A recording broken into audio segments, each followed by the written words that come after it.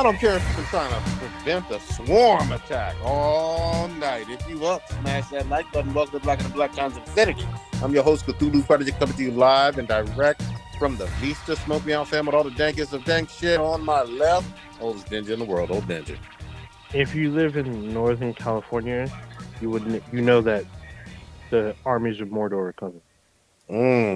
God damn. On my far right, engineering on the ones and twos, choke people out on threes and fours, Chronos. Hey, just remember, California, if you're drowning, you can always swim to the butt. Lil Wayne told us this. Sure did. Blue is not with us tonight. I think he's not feeling well. Got the what do you call it, Chronos? That wonderful The disease. goddess of Horrorblades? Yeah. Goddamn kids. It's terrible. Bringing all that shit home. Yeah, shit, there are germ factories though. But it's all we good. back It's, up it's in all here. for it's for the best, you know. It's funny to me how some people, they don't believe in like evolution, but they sure do believe in fucking virus evolutions, don't they? Or no, they don't believe in vaccines, but Not some people don't believe in evolution either. But I'm just like, okay, it's, you know, Mhm. we got wiped out by Corona, you know, virus, COVID-19, which is the 19th year, and it's evolved since then. Yep. It's just people want to see instantaneous fucking evolution. Just look at viruses. Stop looking at goddamn mammals and shit. It takes a long time for mammals. Viruses and bacteria and shit, way less time. Well, you're right. It does take a long time, but literally every single fucking dog breed you have is based on human selection. Humans created dogs. That's the thing. Yeah. Wolves existed, and we made dogs out of them. And pretty much all of our, you know, domesticated animals, like pigs and fucking, just pigs alone. You can take a pig and just put it in the wild and see what happens. Just watch miraculous, see what happens. That shit ain't a fucking pig no more. Mm-hmm. It turns into a wild hog. It grows fucking crazy ass teeth. They get fucking hairy and shit. But, you know, you leave them in captivity, yeah, they stay all pink and, you know, fat and shit. But just let them go and see what happens. There you go. All right. Anyway. What kind of stats you got for us? Listener of the week would be Jida. Thank you very much. Jida 12, specifically. There could have been 11 other ones. Wait, spell Jida for me. Jaidah. Am I saying the name wrong? No. Perhaps I could. Jida. All right. Shout out to you. Maybe I am. Shit. No, I'm fucking it up. Jada? Maybe it's just Jada. Yeah, I was gonna Probably say could they just be Jada. So, my bad if I fucked that up. Mm-mm. But I came back. First in the chat would be nobody because we were late. Someone will be in here hopefully sometime soon. Good shit. Posted. Oh shit! What? I forgot that we don't have Blue because I can do Twitter really quick. Okay. I'm so used to. Yeah, I'm so used to him doing it that he wasn't here, and I totally forgot. But it's fine. Well, you were still supposed to pour out something beveragey and malty and brown and let shit. him figure out the Twitter thing first, and then we'll come back to him. Do the Twitter thing, and then let us know when you're ready. Real quick, right. Prodigy, because I know both me and you, we pay attention to some world events more than some of the others on the podcast, for better or for worse. What do you think about the recent bank issues, specifically SVB and Signature Bank and Credit Suisse? I'm very frustrated with the rapid level of aid and bailout that just instantly happens so quickly with the government as a whole. I mean, everybody's heard about some of the problems and the closure of Silicon Valley Bank. They were one of the top 20 largest banks in the country. I think they were somewhere in the teens. They weren't like top 10, but they were still a big bank. They weren't considered a big bank. They were only considered a larger bank recently, only because it's kind of going into like history, but it's because of the easing of the Dodd-Frank. Mm-hmm. Yeah, the Dodd-Frank Act, because they basically eased up some of the restrictions on what would be considered a bank that cannot fail. And it used to be $50 billion, and they changed it to a quarter of a trillion dollars. And because basically, if you were before with this act in, if you were a bank above $50 billion, you had to have more oversight and stress testing from the federal government. And so the banks, specifically Silicon Valley Bank, and I think Signature Bank, and a few other banks, they rallied really hard or lobbied really hard to repeal that specific rule. And after they repealed that rule, that's what you can thank good old, former President Trump for this one. He repealed it, and those banks went from a little less than $50 million to Silicon Valley Bank went from 2019, I think, from a little less than 50 billion to a little less than 250 billion in a matter of 5 years, less than 5 years, really. So, with risky ass, shaky ass investments. Well, the problem is, hopefully, I wish Devil Tank was on here because he could break down further. But the main problem was this: they bought a bunch of bonds, federal bonds, that were 10-year bonds or longer. And when you have the interest rates going up, that affects the bond market too. So when you have a certain bond that's like, say you bought like a $10 bond at a certain interest rate, well, you're getting a certain interest rate for 10 years. It's pretty solid. Like you're going to get your investment back with interest, obviously. But what happened was when they kept upping the rates, that ups the fucking interest rates on those same bonds. So the bonds that you previously just bought for I'll say $10, not a bunch of money, because then it gets you got to do math and shit. But now that $10 same $10 bond is worth more money than the bond that you bought when the interest rates were lower.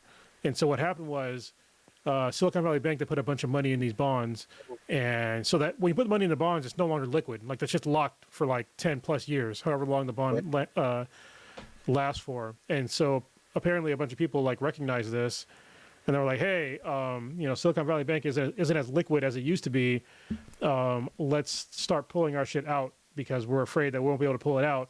And because we have Twitter now, a bunch of people and Silicon Valley Bank, a bunch of people are just like, oh, hey, let's just pull out. So they all just did a bank run. They just started pulling shit out. And Silicon Valley Bank was known for taking, semi-risky investments on younger people in Silicon Valley or in the tech industry in general that couldn't previously get funding. So they were really notoriously known for doing that, like taking, what other banks wouldn't take on that risk for these sorts of loans. So yeah, it was a pretty shitty thing. Yeah, you can't. Here's the thing. Even with the bonds, yes, there's some in good times, when the interest rates are low, you think that it's going to be a pretty solid investment. I get that. But you can't over-invest in just that or have too many of your eggs in that basket. And here's the other thing, too. It's not like it was a giant shock or surprise. They talked about raising interest rates for a long time prior to even doing it. And then they continued to talk about every quarter or so, hey, we're going to be raising interest rates. We're going to be raising interest rates. So, I don't have a whole lot of fucking sympathy for them in general. And then I even have less sympathy for how quickly, there was just this immediate influx of, well, we got to bail them out. We have to. Yeah, and especially like the lies that they were saying about it. Like they were saying, well, if we don't do this, people are going to be, it's not just going to be a haircut. It's going to be, mom and pop shops are going to lose business. Regular people are going to lose, their savings. And it's like, no, because the FDIC already insures $250,000 for that bank. Most banks are FDIC insured. So I think if you have more than, $250,000 in your account, you're pretty well off, given the fact that the average American only has $5,300 in their account. Yeah, even that's getting rarer and rarer to have 1,500. But I was going to say too, and you're absolutely right about the $250,000. That only the $250,000 is supposed to be insured. That's a well-known, not a secret, a well-known fact for anybody, especially in the financial sector or business sector or whatever. So you took risks. Unnecessary risks. You could have diversified that. You could have had it in multiple accounts. You could have had it in multiple banks. You could have invested it here and there and real estate and a whole bunch of other shit. But you didn't do that. Yeah. just as kind of like a sort of extreme example, because Silicon Valley Bank, they obviously had accounts with businesses. Fucking Roku, they had almost $500 million in one account with SVB. Like, what the fuck?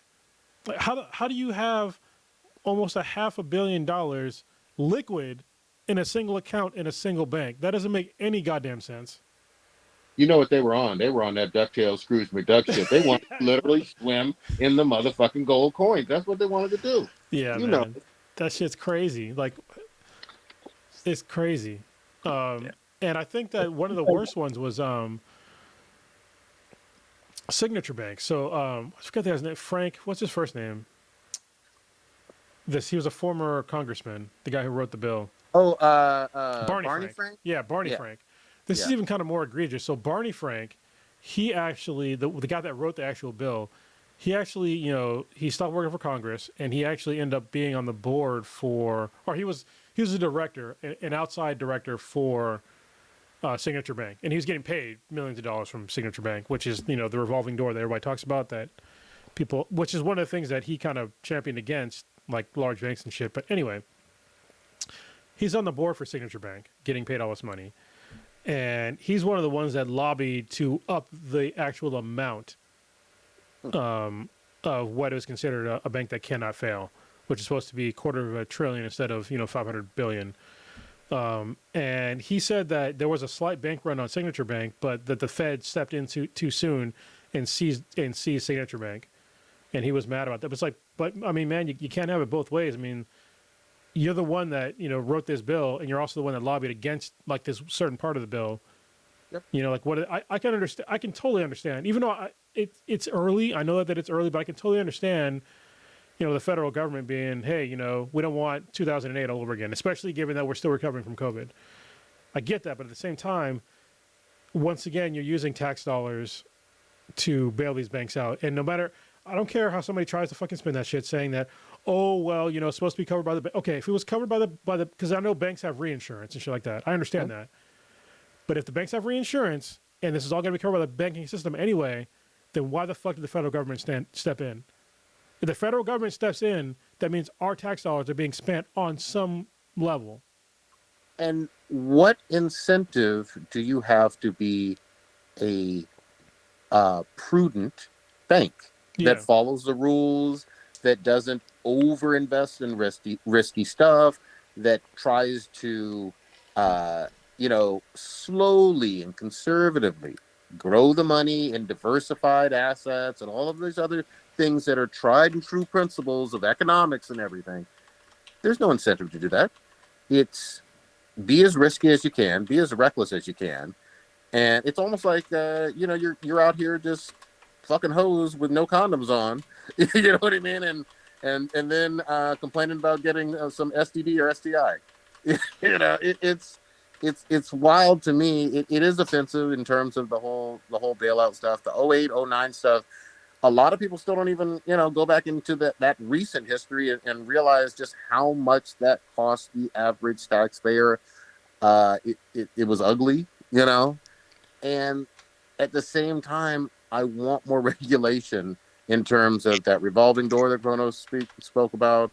I want more regulation in terms of truly evaluating, hey, is this bank at risk? Not a few weeks ago, everything looked all kosher. Like you had, what was his name? Jim Cramer on the show saying, oh yeah, invest in Silicon Valley Bank, looking like an asshole just at the end of late February, and now they're fucking gone. Like it's wild. Yeah, and another thing that's even more wild is that they literally paid out bonuses the Friday that they collapsed. Yeah. Like the Friday before they collapsed. Yep. So they're paying out millions of dollars to their, employees and their, senior and their executives, and all of a sudden no. You need to go back and recoup that money. Go back and take those fucking bonuses back, because that's people's money. Yep. I don't know if people understand how banks work, but when you give them money, like your money is what makes the bank work. Like they take that shit, they reinvest it, they pay themselves out. That's how banks work. But to have them do that and then be like, oh, I guess we failed. No, like if you failed, then it's more than just, oh, I guess all the senior staff is fired. No, take the bonuses back and put that into the people's bank accounts, and the other the corporations' bank accounts, because I understand that there's more than just people's bank accounts, but yeah, it's just it's crazy, and it's crazy that this is just an acceptable route for our tax dollars to take, is to bail out these banks, and meanwhile we have to fight fucking. I'll just give an example, like recent shit. The East Palestine disaster. Mm-hmm. It's basically it's like a mini Chernobyl, and it's been going on for weeks now, if not months. And they're getting very little federal aid. People are trying to tell them that, oh, the water's safe, even though people are getting rashes. They're saying the air's safe. People are getting rashes, they're getting sick, they're getting migraines and shit like that.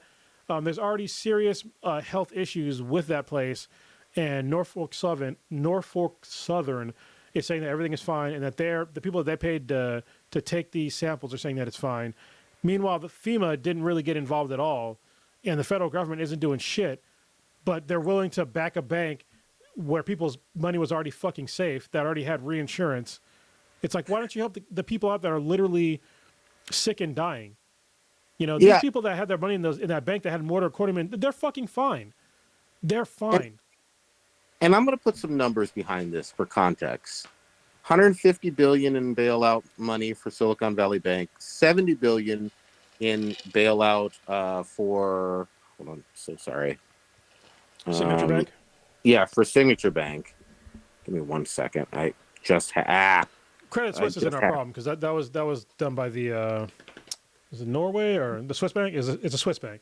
So yeah, but I was just going to say, I mean, again, this is context.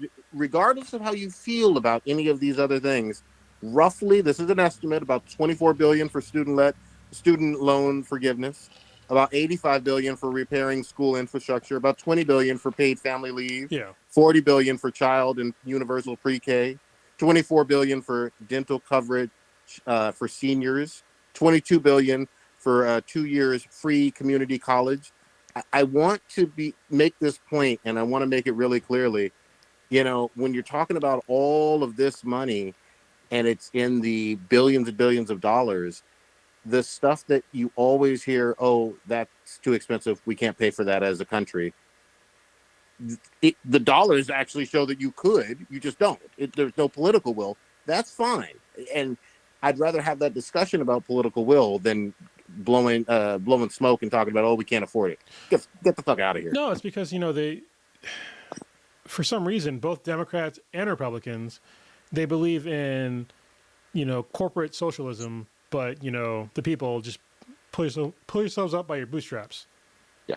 You know, we've had so much corporate socialism in this fucking country over the past, you know, fucking forever, that it's crazy. Like, if we would stop giving all these goddamn incentives to corporations and stop with the subsidies and actually put our minds and money towards using our own money to help ourselves out, I think we'd be a much, much better off country. But, you know, people hear that, you know, the magical S word, socialism, and they get all fucking up in arms about it. It's like, listen, some of the greatest programs in America are considered socialist programs.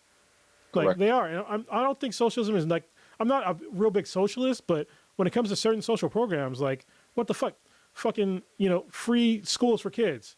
You know, that's a socialist thing. You know, there's a bunch of, like, Social Security. Shit, it's in the fucking name. Like, who's against Social Security? Like, what person in America is against Social Security? It's something you pay, but people are trying to convince you to not be into it, but it's the money that you paid into so you can fucking retire, you know? Or you can be like France and up the age and, like, watch your whole fucking country burn down. But, you know, there's a whole bunch of, you know, just getting around town. These are social programs that do that. Your tax dollars go towards infrastructure, you know, that's roads, electricity, fucking gas, all this other stuff, you know, libraries, shit like that. Who's against libraries? You know, but all of a sudden, when it comes to expanding to new social programs, everybody's pissed about it. And it's like, but meanwhile, they're fine with, like, wasting it on bullshit. Yeah. And here's the other thing that's so funny to me. Almost any nonpartisan, you know, institute will confirm the fact that there's always positive ROI long term on infrastructure shit. Yeah. It's just always building new bridges, buildings, high speed internet, any type of infrastructure. It pays for itself in somewhere in the next 5 to 10 to 15 years. and then some in terms of the ROI. It's crazy to be against it. Anyway, this country. Yeah, it's great, but also kind of terrible. Yeah. So yeah, we're doing our best in air quotes. If you're not watching the live stream, we're doing our best, air quotes. Yeah, and you mentioned France. Holy fucking shit! It doesn't get much U.S. attention media wise, and that is what it It's is. France. Yeah. Yeah, but literally, their president Macron, maybe the N is You can just put the on there if you want. it's terrible. He did some shit. It seems like he did it very unilaterally to up the retirement age for everybody by 2 years. And they were like, "Well, how do you like the smell of garbage and your train's not running and burning effigies to you right out front in front of Parliament or whatever? You're basically your White House. Oh, you like that? Okay, we're gonna do that until you back the fuck down. This shit is not ending anytime soon, and we shall see. But there's a whole lot of mass protests, mass strikes going on in that country, and yeah, I think they're going to one way or another fucking win. I mean, this is like literally the wrong time in history to be against workers' rights. Like, there's been other obvious, workers' revolutions in the past, but right now is like people are just teetering on the edge for a lot of countries, including America. I mean, you're seeing, record low, unemployment, but also you're also seeing fucking incredible amounts of layoffs throughout a whole bunch of corporations. And on the same side, you're seeing, the Fed upping its interest rates, and one of their goals, which is what the guy said, is to like have more unemployment, to like ease inflation, because they don't want to have people to have so much money that the prices of everything goes up. But it's like that's kind of the wrong way to go, man. I mean, people need to work, and we have a homeless problem already in America, and I think a lot of people they kind of they only count you as being unemployed if you're getting paid unemployment. Yep. And it's getting to a certain point to where you keep laying off. I mean, look at Facebook. They're laying off another 8,000 people. I think Amazon just announced another 11,000 people. I hope that, other corporations can absorb those people. But it's like, our economy is not okay. Like, it's not. I mean, you can see it with your own eyes. If you live in any major, city or anywhere near a major city, you pass through the major city, you see the cracks forming. And they've been there for a long time. It's been exacerbated since COVID. But I mean, if you haven't seen a large tent city in your major city, then you're fucking lucky. Yeah, absolutely correct. And again, I'll point out something that I've mentioned a billion times on here. This country, over the course of 2.5 years, lost over 1 million plus citizens. Yeah, that probably accounts for the fucking the low unemployment. That's fucking dark. I mean, yeah. That's dark. It is what it is. All right, old ninja, we got to lighten it up a little bit. So take us to the deaths. Yeah, tell us about the deaths. How are you gonna lighten it up with more deaths? And this is a bad one too. I know one of them is gonna be real bad. Yeah, let's bring it on home. Let's do it. Come on. All right, we're gonna pour out some of this St. Ides this week. We're gonna start with Bobby Caldwell. Damn. This one wasn't. It was kind of under the radar because I guess a lot of people didn't know his like legacy or even they know his songs but not his name. What were his songs? So he was a jazz, soul, R&B, and adult contemporary singer. He had a four decade career. His what hit were his single, songs, old ninja? "What You Won't Do for Love," which was there a huge hit. hit. And I got more for you. He's been sampled by hip hop artists throughout the decades. The track "Open Your Eyes" from his second album, "Cat in the Hat," was written by Jay Dilla on Common's "The Light." From his 2000 album, "Like Water for Chocolate," he wrote songs for other artists, or Caldwell wrote songs for other artists, like the #1 single, "The Next Time I Fall," for Amy Grant and Peter Cetera. He would go on to write songs for Roy Ayers, Chicago, Natalie Cole, Neil Diamond, Roberta Flack, and Al Jarreau, and Boz Scaggs. He used to play rhythm guitar for the late great Little Richard in the early '70s.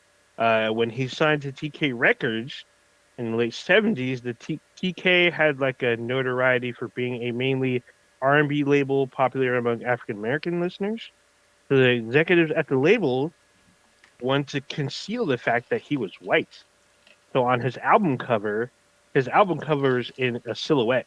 It doesn't show his Yep. face. It shows what he wrote, what he wore. He wore a signature fedora. When he toured with Natalie Cole to support his album, the audiences, when they saw him, didn't know he was black, and so they were surprised to see a white guy come out with and play on the piano these ballads. His second album, Carry On, Caldwell played all the instruments on the album. He also produced it and helped arrange mixing and arrangement on the album. His music is continually being sampled, even illegally, such as the case with Lil Nas X. For the past 5 years, he couldn't walk due to neuropathy, and it's being reported that the toxic effects of fluoroquinolones, according to his wife, is what led to his condition. He died at the age of 71.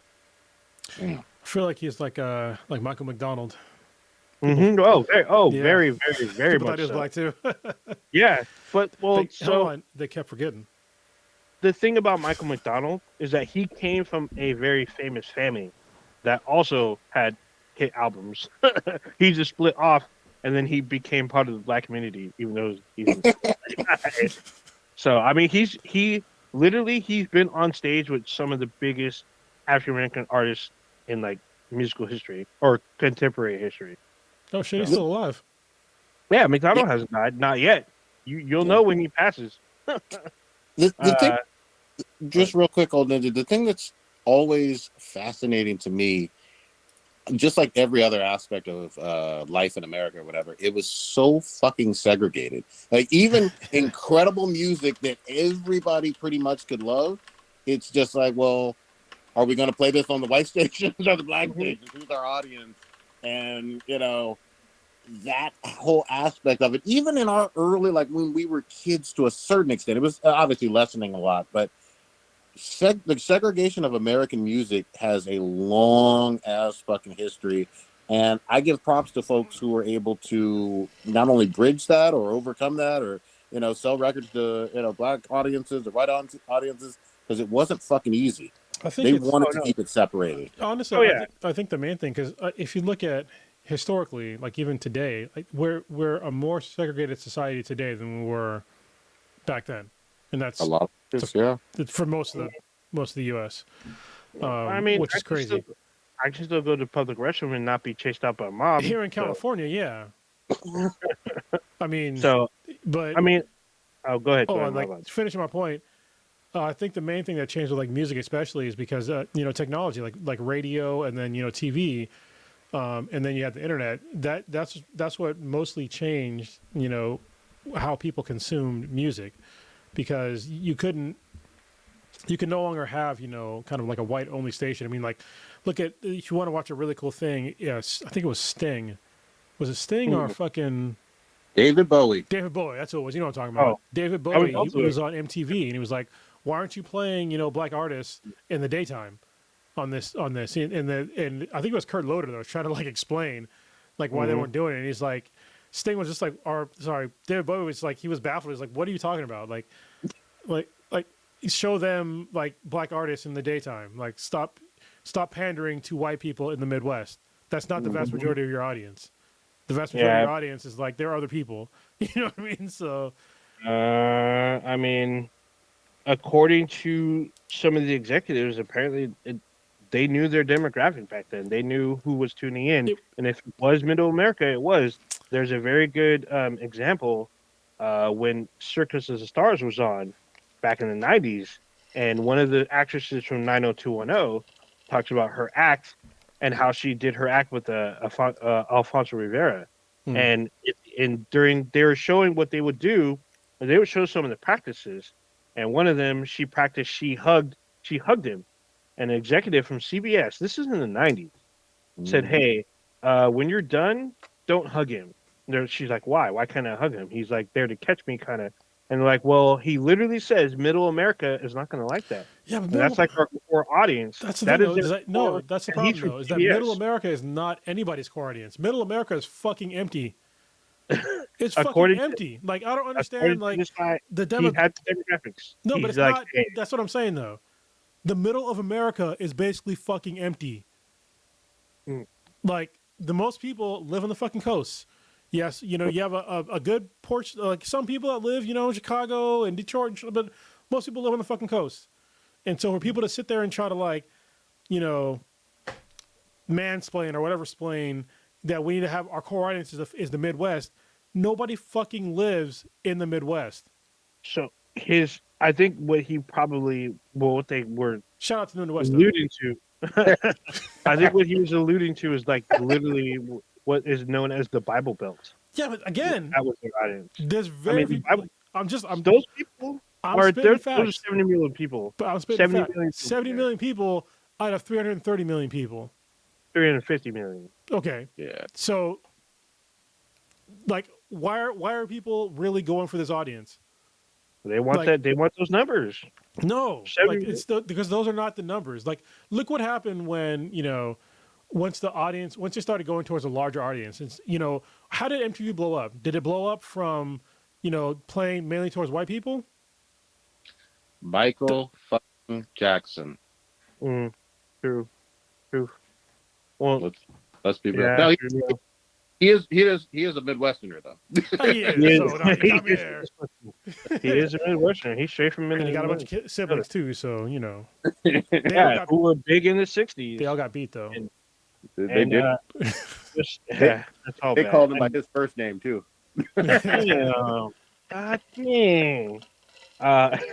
As Prodigy alluded to earlier, I had pointed out like one of the Pointer Sisters had passed like a month or so ago. I talked about her in the RIPs, and there's a video of them being invited to a very popular late night talk shows host. I don't remember if it was John. I don't think it was Johnny Carson, but on the show, they were like the first African American women to be on the show. They performed country music live on that show, and some people were like astounded, even though I guess they didn't know that they were black females, but they were doing really well they're doing really well in the country charts. So Ken Burns had an awesome PBS documentary series. It's really fucking long. Yeah, But I was just gonna say this. Country music has a whole lot of fucking early black ass artists. oh yeah, And no, I mean, black folks have made incredible contributions to country music. You won't hear a whole lot about it, but country doesn't have to be as white as it is, and it's slowly changing now, but it's very manufactured, the over representation of white artists in country. oh yeah, Just put that out there.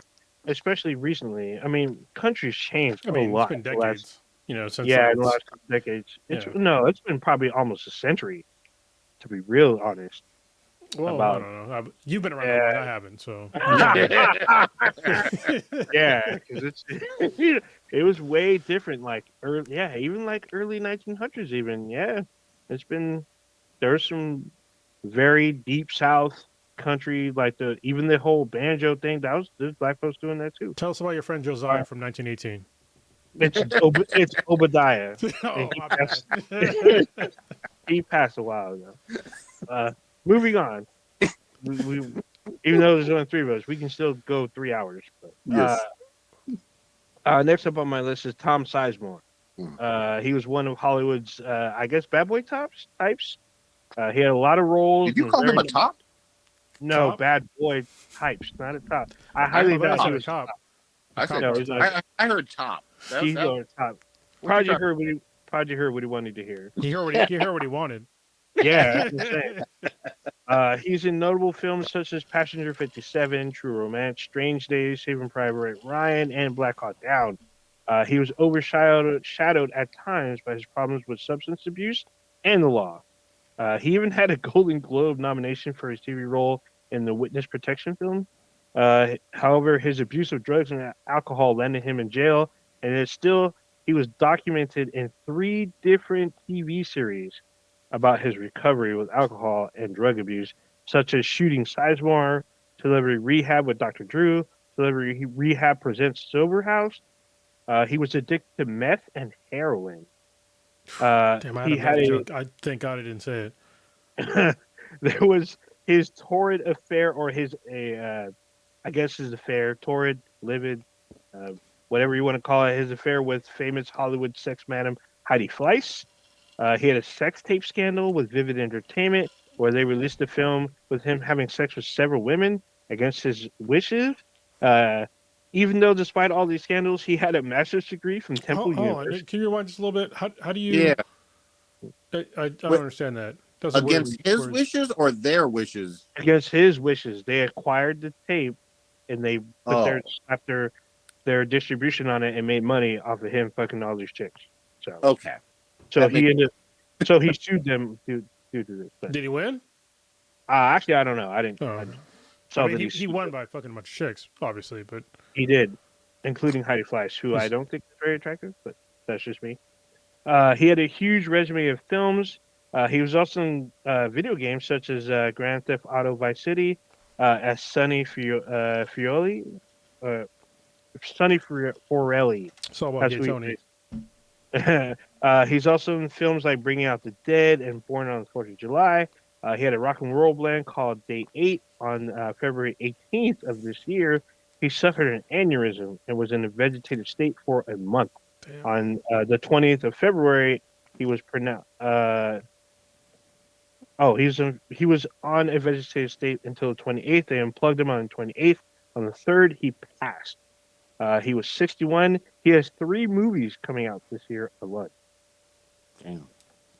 And then, last and not least, definitely not least, this one came as kind of a shocker. It was Lance Solomon Reddick. Mm. Famous American actor, and he was a musician. Most people will remember him from The Wire or Fringe, Bosch, and the John Wick franchise, which the latest one comes out this weekend. He's also in 2 of the Fallen series. I'm using air quotes, so like Angel Has Fallen. He's in one of those. He's in 2 of them actually. He's in Lost for a couple of seasons. He plays Albert Wesker in Prodigy's favorite Resident Evil, apparently on Netflix, which I heard was really shitty. He's in Quantum Break, Horizon Zero Dawn, Forbidden West, and Horizon Zero Dawn, and he is most famously probably Commander Zavala in the Destiny franchise. Yep. Yeah. He actually had a master's degree in music. He attended Yale School of Drama in the early 90s. He received a master also in fine arts. It was just very strange because he died suddenly. It is being reported that he died of natural causes, but there's been, according to police, but a lot of people are not kind of buying it. Some people suspect it might be prescription drugs, but he passed on. Literally, there's his last picture that was posted. He's on his couch with his dog. Damn. This one hurt. Yeah, especially like the day before he passed. Actually, hours before he passed. I think it was the day before, which is also hours because that's how days work. Anyway, he was playing Destiny 2. He was, which he's also in. Which is I didn't know he was an actual gamer because a lot of people lend their voices to games and they don't fucking play the games. But when I say he's a gamer, he put over 14,000 hours in on Destiny 2. And for you Destiny players, he was a Warlock main. Yeah, which is base. Very weird. That's my main too. Yeah, he was. It's funny because in the game, he is the voice of the Titan Vanguard, but yet he played the game as a Warlock. And there's a story that was out there about from one of the developers when he hit them up. He said, "Hey, I haven't played a raid yet. I want to play a raid." So the developer was looking for friends and people from the community to join them and Lance in the raid. They played the Wrath of the Machine raid, which is the last raid from Destiny 1, and they completed the raid. They said they spent like 2 hours on the raid, but because of Lance's antics, they were about to fail, but he saved the team, and they were able to finish the event. That's awesome. Very awesome story. So Lance had a couple of projects in the works, so he got cast as Zeus in the Percy Jackson and Olympians reboot series, because it was a movie. It's a series on Disney Plus. He plays Zeus, which will apparently be out in the next year or so. He's also in. I didn't know. I forgot that this is in development. There's a Hellboy game where he is a voice. He's a voice in the game. I don't know if he voices Hellboy himself, but it's the game is called Hellboy Web of Word. Weird word. WYRD. So he died at the age of 60, which is actually relatively very young Yep. for someone who appears to be in pretty good health. I mean, but we don't know his life like that. We don't know if he was like suffering from any heart diseases or anything like that, or if he took medication. It's still unknown at this time, but it was still a pretty big loss for the gaming community and even Hollywood itself because he's being remembered all over the place by hundreds of stars, including Keanu Reeves and Ian McShane and just a ton of people. There's just lists and lists of people. So this one, he will be missed. He's got one of those like really prolific voices, like the way that he has a very serious voice, and once you hear his voice, you can like recognize him in like basically anything. He played Silence in Horizon Horizon. Zero Dawn, and I was hoping because like obviously there's gonna be another one, and without him in it, like I don't know. I think the game is they're losing obviously the world is losing a person, but in this game in particular, they're gonna lose a significant character in the game. It's fucking sad. It's also anytime anybody dies, it's sad. But this guy to have, he didn't appear to be, sick at all. It just seemed to be like kind of out of nowhere, which is just you never know. When that's it, so. So did any of you watch The Legend of Vox Machina? I watched part of it. So I watched the first season. So he's in that series as well. He's the voice of the king, king of the realm. Yeah. He's the voice in that show. So it's very sad to hear because he's in Rick and Morty too. He is in Rick and Morty couple. So did you know he's in Castlevania? Yeah, exactly. He was season 3 and 4. He has a huge resume of like just bullshit, but then live action as well, and some of them are big projects. So I think if I'm not mistaken, he was in American Horror Story as Papa Legba. And he is Baba Legba. He is in the whole makeup and shit. Yeah, that's him. So R.I.P. to him, man. That was a rough one because he was just so good. So if you want to see like a little gem that most people probably don't know it's out there, because he's really good in this role, even though it's a very small role. If you watch Tron Uprising on Disney Plus, he's the voice of Cutler on the show. Tron Uprising is very, very surprisingly good, like show. It has an all-star voice cast, like including him on there. So, like it has what's his name? Frodo. What's his name? Why can't I'm blanking on his name? Frodo. He's always gonna be Frodo, man. Yeah, he's on there. Mandy Moore is on there. Lance, the other Lance is on there. Lance Henderson, he's on there as well. So there's a ton of people on that show, but it's a very good show, even though it's on like 2 seasons. So, yeah, man. R.I.P. to him. I'm gonna switch it up a little bit. I want to ask you guys: have you seen this wild ass fucking Donald Glover Amazon series Swarm? So no, it's crazy. But I was gonna say really quick before you start, the chat, our live chat here started off with Swarm. Yeah. People were already asking about Swarm when we started. So I had early access to it actually before it came out, but I didn't watch it. It seemed interesting, but I had like my life right now isn't great, so I didn't get a chance to watch it. And then today I was gonna try to watch it, but work was kind of busy for me, so I'm going to watch it hopefully in the next couple of days because I'm very interested to see the dark side of the Bayhive. Okay, so let me say this. I'm not going to spoil shit. You should certainly fucking watch it. It is categorically the most confusing show I've ever seen in my entire fucking life. And I watch B-rated horror and weird anime all the time. This is out there weird. There's shit that happens that you can't. I'm not going to say you can't. I couldn't orient myself in terms of what's real what's not, whose perspective is this in. I can't put it in a category in terms of some of it could be seen as dark comedy, some of it's light horror thriller, and other scenes are just fucking weird. I've seen 2 fucking episodes. I will tell you this, I didn't look at my phone the entire time, but I don't know what the fuck is going on. So I'm not even saying I like it, love it, or hate it yet. I'm just saying it's fucking weird and interesting and frustrating at the same fucking time and confusing. I need y'all to check it out because I gotta have somebody else to fucking talk to about this shit. I watched it with Mishka and we're both fucking confused. There's no, you know how in like what was that one movie with the coin where they flip it at the end to see if what's real and what's not with the dreams? It's not a coin. Inception. Yeah, it was the a top. yeah. There you go. Here you go talking about tops again. No, yeah, you're just trying to get around it, bitch. I know, right? I'm Somebody talking was about watching. coins. I don't know. You know what I mean? Somebody was watching something before they came. Like, up. not the pointy thing on the end, and That's all I'm gonna say. But just how, like, with that movie, there's a lot of information, and with that one, there's some struggles about what's real and what's not. This one goes 80% what the fuck is real and what ain't, and some shit is just illogical.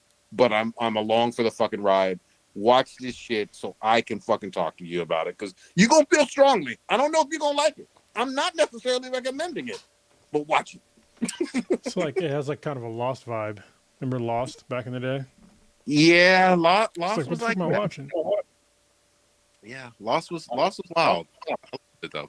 I have the first 2 seasons of Lost on guess this DVD. Y'all remember DVDs? I remember VHS or Betamax. Oh, yeah, dang. Betas. All Ninja remembers drawings in caves. I do. Stick figures. So what did you use for those drawings in caves? There's no chalk. Was it blood or shit or? You use a smaller rock. All right. You just start etching the rock. I mean, you had nothing else to do. We have TVs. No, you just find, like usually wet wax are really smooth. They slip out of your hand, so you find a really rugged one, so your fingers rip and start etching in. I mean, you ain't going nowhere. You were in guano though, weren't you? What? No, that's a you people thing. What do you mean, you people? All right. Kronos, I don't think Old Ninja did. Did you happen to check out any fucking cyberpunk Edgerunners yet? I haven't yet, man. Like I said, I'm trying to get my bearings still. I have not. I caught up on a lot of comics. Is what I did over the past week. And let me just hold on. Give me a second. He's going to quantify this for the visual. I'm going to quantify. Oh. This is the past that is a stack. 3, maybe 4 days. I don't know. So I'm catching up. It's a lot. That's good. Yeah. And I've been catching up on. I've read some books, listened to some podcasts, so. And trying to stay in shape. But yeah, no, it's on the list, man. I need to do it. Hopefully, in the next couple of days, I can catch up on. Watch at least some Edgerunner. I was confused. I try to slot in times for TV shows, at least that I know just me is going to watch. And you know, Attack on Titan was one, but they started a new season, but it was basically just like an OVA so far because it was like an hour-long episode, and I was like, well, "Where's the rest, bitch? Like, what the fuck? Fucking refresh." I ain't getting shit now that they ain't put out no more. So, yeah, that was kind of disappointing. But I did fucking love that hour-long episode with and obviously you've seen it. And we're all okay. Yeah. What? I have not seen it. But go ahead. Okay, my girl, Hang. How do you pronounce it? Hanji. I think it's Hanji. Yeah. Okay. Man. She was so fucking. She's a real one with that shit. You know what I mean? First of all, hold on. We got to back up. The goddamn rumbling. Fucking Eric Yeager's just like he just said fuck the entire fucking planet. I'm unleashing it. Titan's just gonna wreck shit. There's nothing you can do to prevent this. It's happening, and the entire world is just at his mercy. I like how they made the rumbling feel like it sounds very gentle, but it's not just not gentle. It's the very opposite of gentle. No. And the terror in this shit where you're just like, oh, what's that fog in the at the horizon? You know, or when they were at sea and they were like, we have our most powerful battleships pointing our most powerful rounds of munition over. It didn't matter. None of that matters. None of it matters at all. The rumbling is coming and it's just not going to fucking stop. And it's fast too. You see it in the distance and then all of a sudden it's right upon you. Yeah, I don't. That is not what I was. When they said the rumbling, I sort of got a gist of it, like at the end of the last final season. Mm-hmm. But like seeing the rumbling in action is just like, oh, okay, that's just like instant death, and you don't really have. There's no recourse. There's no fighting it. There's no nothing except for just death. You can run if you have something faster than them, hopefully. But that's about it. People die in horrific ways. And everybody, babies, fucking fathers, mothers, you know, everybody. They don't give a fuck. Everything gets fucking dead. Animals, doesn't matter. Unalived, and the amount of destruction from just them fucking walking. Yeah. Like, you know what I mean? From buildings burning down because there's a lot of heat, there's a lot of fucking steam, and then there's a lot of fucking earthquake ash pressure from each fucking walk or step that they fucking take. There's very few planes in this world. There's a few, but there's very few. You know what I mean? Unless you're in a powerful country's military or something. Yeah, they have Zeppelins. Yeah, they do have some Zeppelins. Most people are country bumpkins who call the fucking planes. What do they call them? Airships. Yeah, they're like the airboat. They're like the Midwest. Yeah. Sorry, Midwest. I'm fucking with you, all right? If you have internet right now, if Cow didn't step on your fucking internet line, you're listening to this podcast, I'm just fucking with you right now. Oh, man. Yeah. Matt, Joe, Becky, my people. They live in the Midwest, all right? My daughter lives in the Midwest. Mm-hmm. She's good people. Everybody else. I'm sorry, Patrick. He's like, what the fuck? He's in the Midwest. There you go. He's in Chicago, which is I consider the Midwest, sort of. It's a major city in the Midwest, but no. Yeah, he said Chicago's big man right now. I mean, Chicago, home of Juicy Smoothie. I mean, you gotta listen to the earlier part of the podcast when I was talking shit about the Midwest. But it's only like when I was talking about like most of the Midwest is fucking empty, and I specifically said Chicago and Detroit, like those areas are not empty, but most of like the center of the country is basically empty. So, and I'm glad that Patrick has internet. God damn. Hold on. Now he's trying to gloat. The capital of the Midwest, third largest city in the nation. All right. Ooh, all right. I wonder what the Smurfs capital is right now. I'm just fucking shit posting. My favorite thing that is truthful about Chicago, look at that population since the 1950 census. It's just gone down and down and down. Yeah, but it's not. I mean, it's not their fault. Yeah. You used to have over 4 million people. People that are from the Midwest, if you're still listening, I mean, look at fucking San Francisco right now. Like, they're pretty fucked. And I think that San Francisco has a good chance of going the same way as Detroit, especially Detroit. We'll see. Like some other industrial. Chicago it's gone down a little bit, but I think that, industrial cities, SF can go the same way for the same exact fucking reasons. I don't see San Francisco losing 50% of their population over the course of 4 decades. I don't know that. We will see. I mean, if there's an earthquake, maybe? San Francisco's in a death spiral, man. We will see. Bring this up, 40 years from now. But no, 50% is a lot. The only reason why I'm saying this because of like literally technical reasons, okay? Because before Silicon Valley, even like during like the Silicon, this is the problem that people don't really understand about San Francisco. Okay, because if you don't live in California or really specifically in the Bay Area, that people assume that San Francisco is part of Silicon Valley. It's fucking not at all. And San Francisco didn't really start getting big until like after the Silicon Valley boom. And that's when, you know, Twitter and a bunch of other like really major tech companies decided to move there.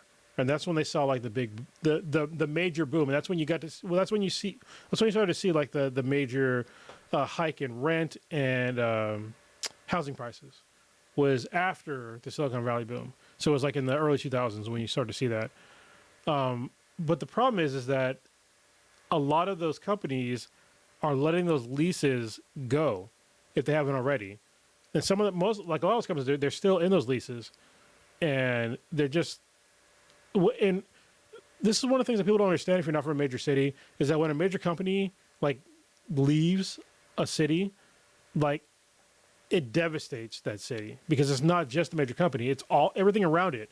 It's the fucking restaurants, it's the fucking places where people hang out, it's the nightlife. All that shit goes because those people that used to hang out after work and get their lunches and all that shit, like that's revenue to the city. Plus, you're missing the revenue from those major corporations paying, you know, corporate taxes for their real estate. And I don't have really high hopes for, unless there's a huge change in San Francisco, for them like being the same for a long time. I hear you. I'm not disputing some of that history. I think San Francisco has found a creative way historically, because again, they've been around for so many decades or hundreds of years almost, of reinventing themselves quite a few times. That's been surprising. But we shall see. We shall see. We shall see. They have issues ahead of them, and I think they're going to be in a tight spot, especially with the new thing with the homelessness thing and the drug thing, and it's like it's hard. That's like, and that's both Oakland and San Francisco, but I think San Francisco even more. You know. Yeah, look, I worked there for years. I'm not saying it's some perfect place at all. Anyway, sorry, we went all way down the list. Yeah, we did. And I miss actually going to the city, especially during SRB week. It was a lot of fun. Yeah, there's a lot of shit to do. Yeah. But it's funny that Curtis mentions all those businesses because there's a lot. Because Twitch is literally downtown San Francisco. Twitter, Pandora's in Oakland because we've been there. Salesforce.com, fucking IGN. IGN is downtown. There's a lot. So CBS Interactive is literally 2 blocks away from IGN. Yep. Isn't Ubisoft there too? They have a San Francisco office. Yeah. Sega of America is near off of Market. Sony has an office, a big office in San Francisco. There's a lot of shit up there. Yeah. Anyway, so that's I shit on California a bit. There you go, Midwest. Don't hate me. What the fuck? Oh my goodness. What were we? Yeah, I'm just saying, Midwest. If you hate me, I just want you to recognize that if you drive down here and try to kill me, gas prices get more and more expensive the closer you get to me. So how about that? Just budget your shit. There you go. I will wait until some more folks actually get on it, even though it's an older anime. It did win. That Edgerunners did win Anime of the Year, I think, according to Crunchyroll. I fucking see why. We were talking about Edgerunners, but then it went to Attack on Titan. Yeah. It is what it is. But yeah, Edgerunners is a shit. Attack on Titan, I like that fucking 1 hour episode. The goddamn Titans that Eren has fucking unleashed, these wall Titans. They're just fucking scary, man. And the biggest thing that I will say about this series, it has no problem with like young kids, pregnant women, elderly, mentally disabled. whoever the fuck They you should- are, you're gonna die. They could rename this entire series War Crimes, Yeah, and I'd be fine with that. all the way around, just war crime after war crime, and yeah, it is what it is. They got one black character. Oh, why are you Yeah. black? I mean, I don't- listen, it's that was Japan though. hilarious. So like, if I think if the average Japanese person saw a black person, I'd be surprised. Yeah, That like in person, yeah, you know. yeah. They got one. It's a great series. I still fucking love it, and I don't. Are they coming out with episodes weekly from now on? I don't Nope. I don't Nope, fucking not- know. You're not gonna see nothing until like August. You're not gonna see nothing until it's the final for real final season. Not the That fake. too. That too. All right. Let me do a little bit of fucking praise and shit. Goddamn, Capcom got another motherfucking masterpiece on their hands, according to all these early reviews and shit. Resident Evil 4 remake is getting 9s and fucking 9.5s and fucking 10s and shit. Like, this one looks like it's already, again, not released quite yet for the normal players and whatnot, so we'll see what they say. Is it Resident Obviously- Evil 4? Yeah, but Yeah, That- I mean, that honestly, y'all release- know I'm not a fan of, first of all, horror games. Like in general, I'm not a fan of horror games or horror movies. Like I'm just not. It's not my thing. And I'm not a fan of Resident Evil in particular because I played Resident Evil back when it was the first one on the PlayStation. There's no numbers after it. All right, and I was like, why can't I move and shoot at the same time? And I was like, fuck this shit, I'm out. And they didn't fix that shit for a long time.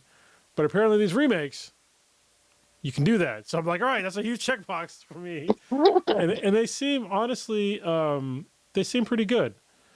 I've been watching all the reviews, watching gameplay, and they look pretty good. Like they fixed the main issues that I had a problem with. They didn't fix the fucking weird ass Japanese like storyline thing, which is a thing.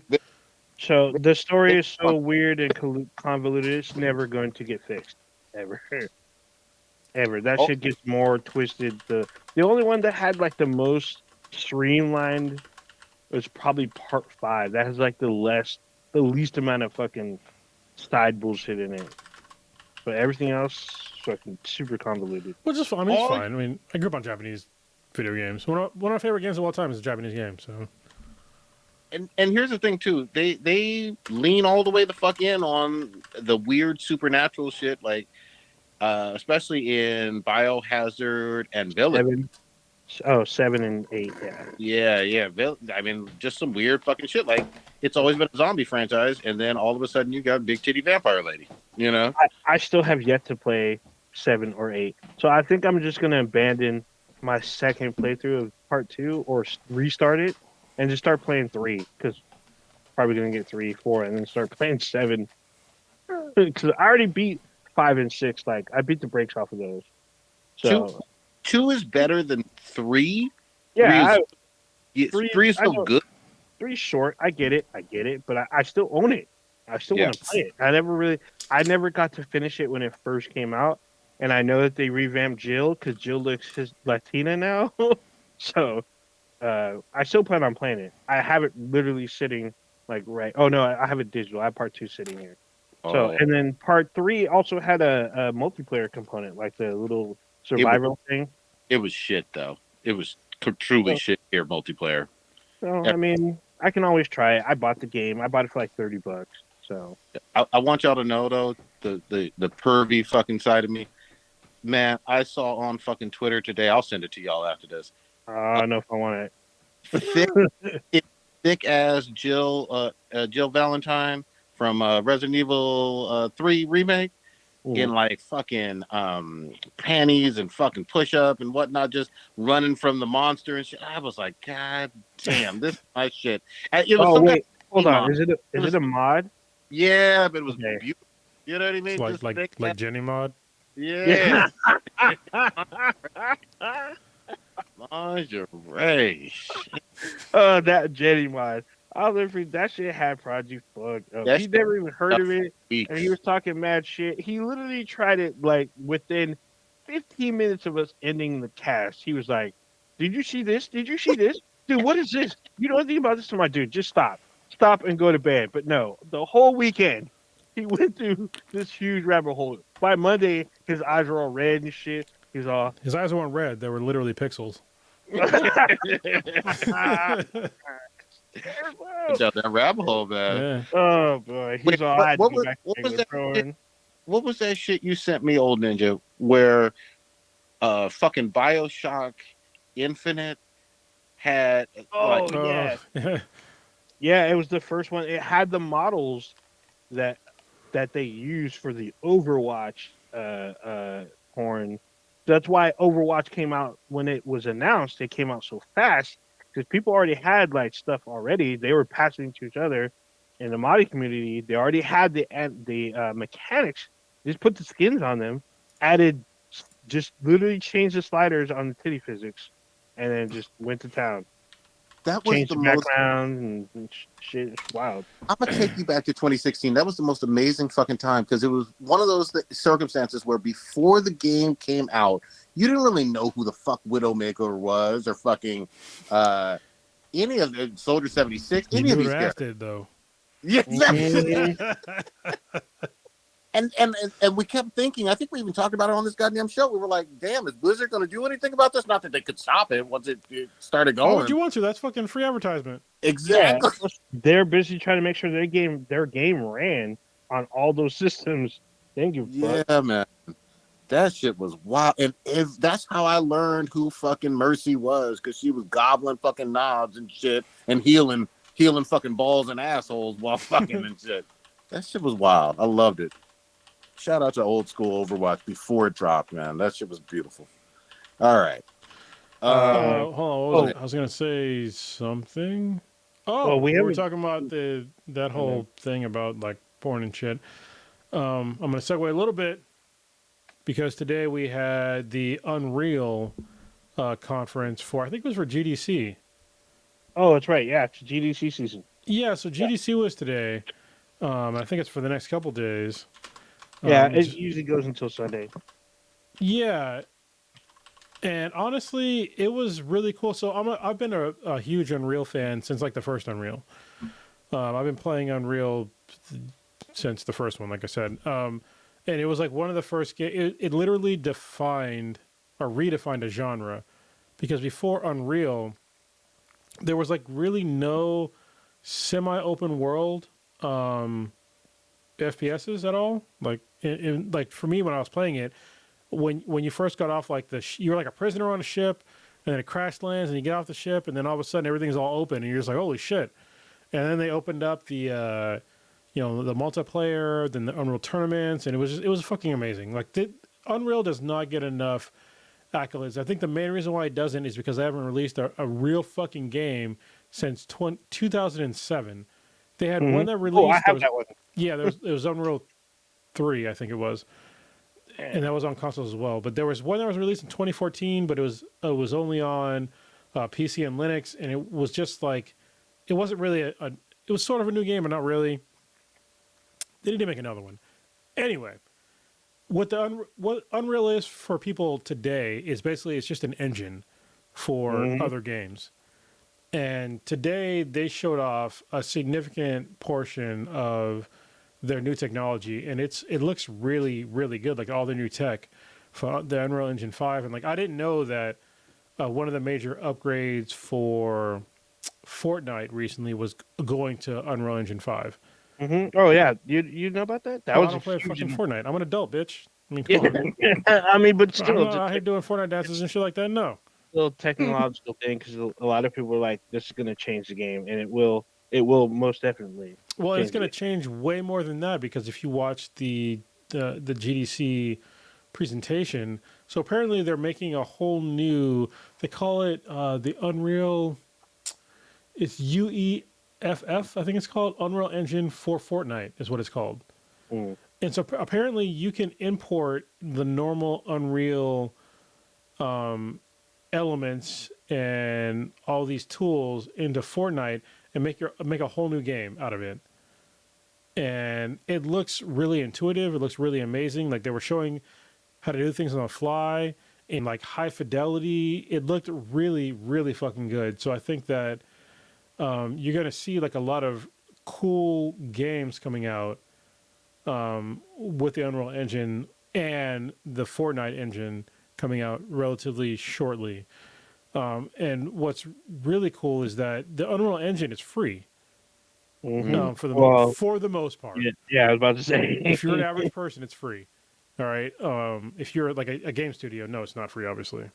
But if you're an average person, it's fucking free, and you can build your own game. And they did all this shit live, and it looked really relatively easy to do to like make your own game. And if you need, they have like a whole new marketplace for the Unreal Engine, where you can basically import all these things into your own game that just like fucking work. And I think it's going to be, hopefully, it'll be revolutionary to gaming.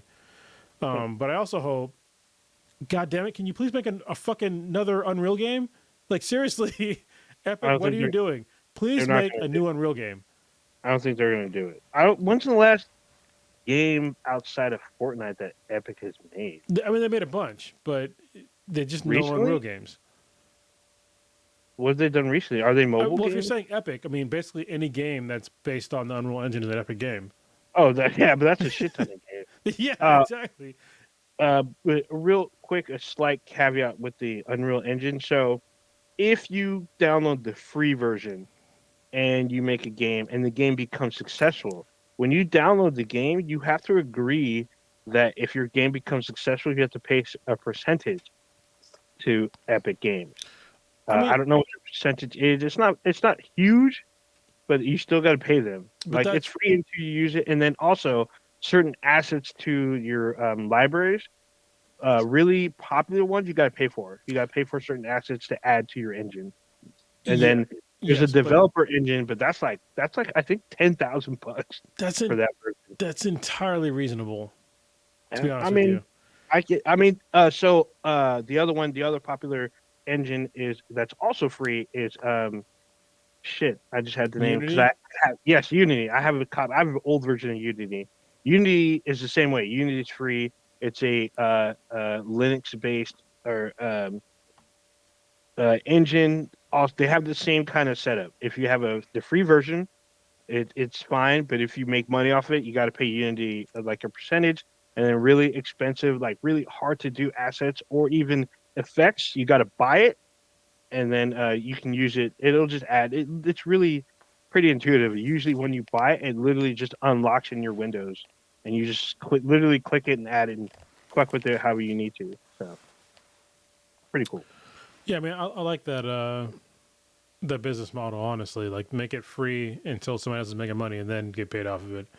Mm-hmm. I think it honestly you can foster new talent for free, and then if they get really good, then you can bring them in, or you can still make money off of them. So I think I like that business model, to be honest. But yeah, it seems very fair and very developer friendly, So it is. It's still a constant battle between people like, do you like the Unreal? I mean, Unreal is very, very popular because apparently it's very easy to use. There's very powerful tools. And then Unity is just as well. I mean, it's a little bit more robust, but it's still fairly easy to use. I've used it, so. Go ahead, Prodigy. In terms of engines, I mean, I remember people obviously advertising a whole lot, like, oh, we got the Unreal 4 engine. And then I've seen, for going back to Capcom stuff, I've seen the RE engine in a lot of their more recent games. Are some of them derivative of each other, or basically like copies in some ways, or are they all truly unique? Some are unique. So the RE engine is unique to Capcom. That is their own, and they don't like for what I know, they don't license their shit out. They don't give it for free. They won't let other people use it. It's based on their stuff, their technology. The other really popular one at the time was the Frostbite engine, which is most famously used by EA and their subsidiaries. They also they have like a similar version, but I know it's not. As far as I know, Frostbite ain't fucking free. If you want it, you got. Even if you want like a light version, quote unquote, I'm using air quotes, like one that has like certain aspects, ones that help you learn to code and build games. That's not free either. It's like you got to pay for that shit.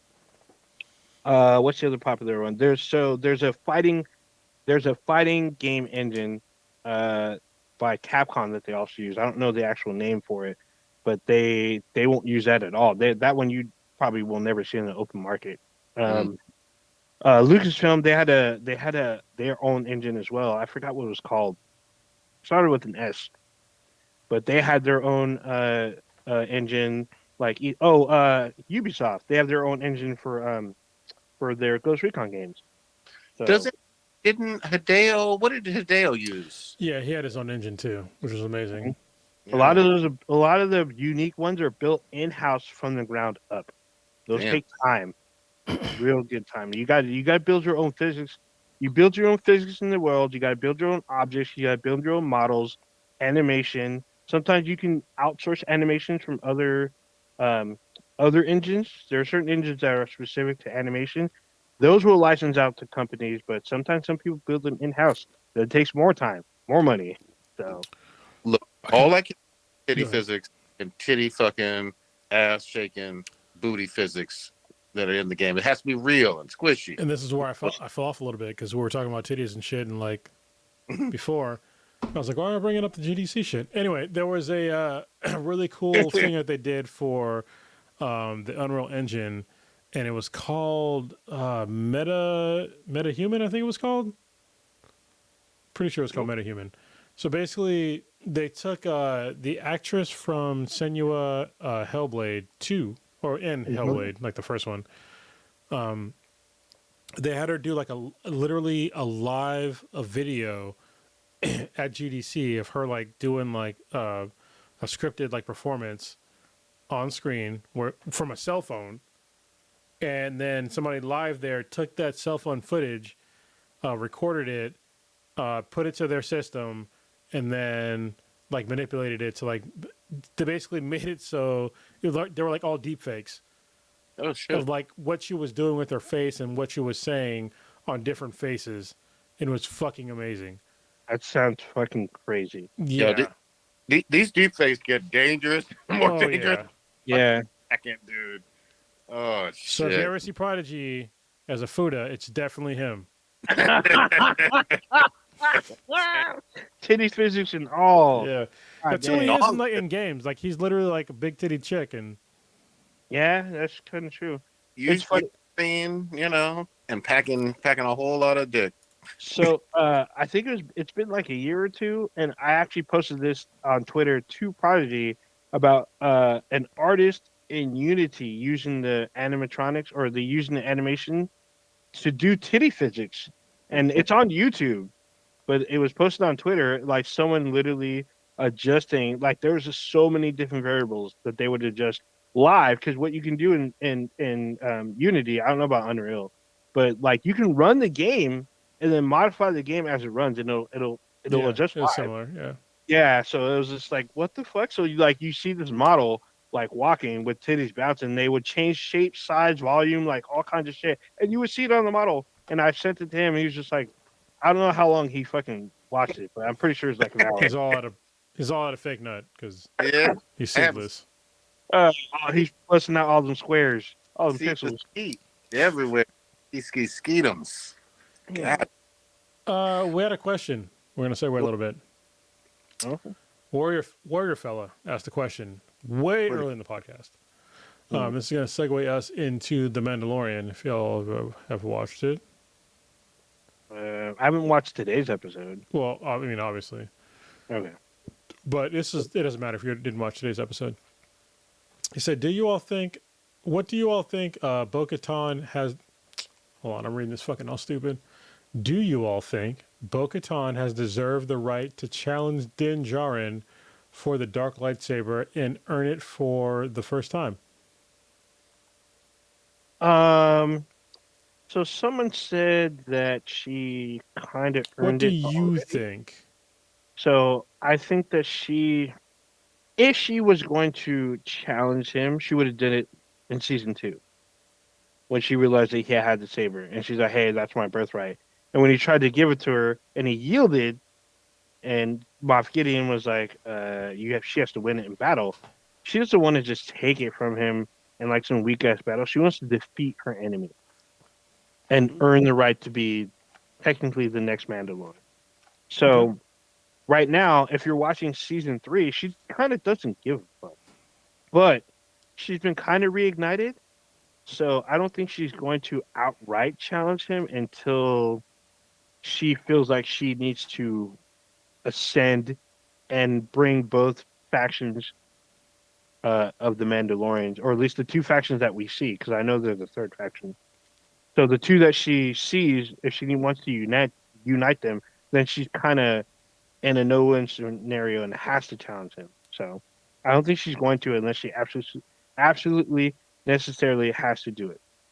Okay. Prodigy. I have not watched any Mando season 3. Oh, okay. Well then, I will answer. Yes, I think that she deserves the right to challenge. But I don't think she's going to, especially because of the last episode. I think she gave her. I'm sorry. I think Din Djarin gave her actual hope for what it means to be a true Mandalorian. And I think if you watch the last episode, you will understand why, because she doesn't take her helmet off. So, and she saw things that she didn't think existed. So, yeah, I think that, yeah, she 100% deserves it because she was the last ruling class for Mandalore.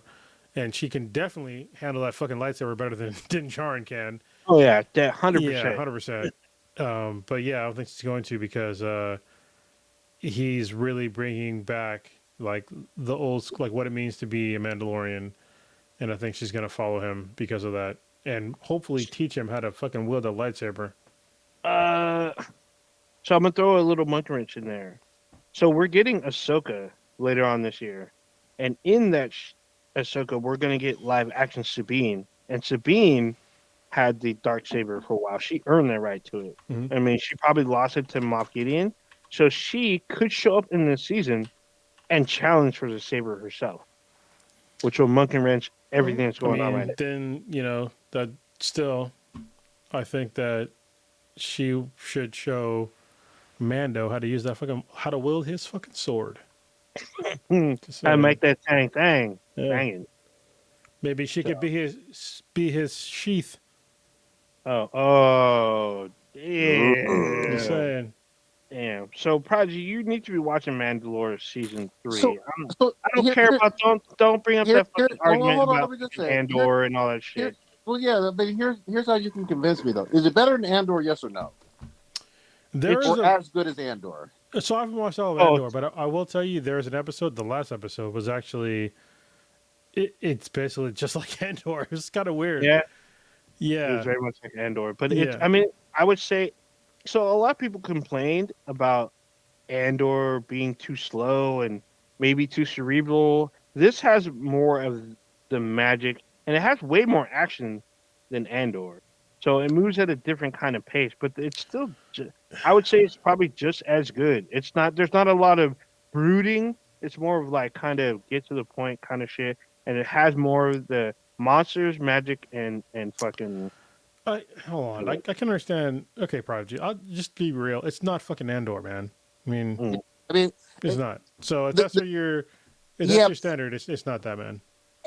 And I didn't have that fucking standard until Andor fucking blew me away. Yeah, it really fucking blew me away, and I'm like, I can't go backwards. And I love the first season of Mando because it came out before Andor. This isn't going backwards. This is not a backward step from Andor at all. But it depends on what he's talking about. If it's good, it's gonna be a problem for me. And I'm not shitting on it because again, I loved Mando 1 and 2. But Andor just raised the fucking bar of what I expect in the Star Wars series. Well, I can just tell you that, like, I forget what episode it was. There was definitely an episode on this season where it definitely was not that great. But the last one that came on, the one with it's very Andor-ish. I think you'll definitely appreciate because it's basically Din Djarin is not even in like 90% of the episode. It's in the It's beginning about and some- the end. Yeah, it's about some other shit that you're just like, this is like Andor. So yeah, I get that. And the one that really fucked me up, again, not no fault of Mandor's at all, but Obi-Wan was just trash to me. I hated it. I thought it was just awful. And so I was almost not going to watch any more Star Wars series after fucking Obi-Wan. And then Andor fucking redeemed the ever-loving fuck out of it for me. But, you know, I can't do the roller coaster with that shit. It's got to be close to at that level or whatever. Because I know they can, you know. But Yeah. but if it's good, it's good. You know what I mean? And I'm not It's- shitting on Mando. Mando's been. I've been very like very intrigued by this season of Mando. If to me, because it feels like it's still on par with Mando season 1 and 2. It has that same kind of energy. It's just less. Right now, it's not aimless, but it's kind of like they're setting up to something big. You can see the pieces moving, where they're moving to something big happening because there's a lot of grouping, I'll say, a lot of stuff that they're setting up. And it's been a good setup for me so far. So I'm looking forward to today's episode. I haven't seen it yet. So Yeah. And I'll also say again, no fault of Mando's at all.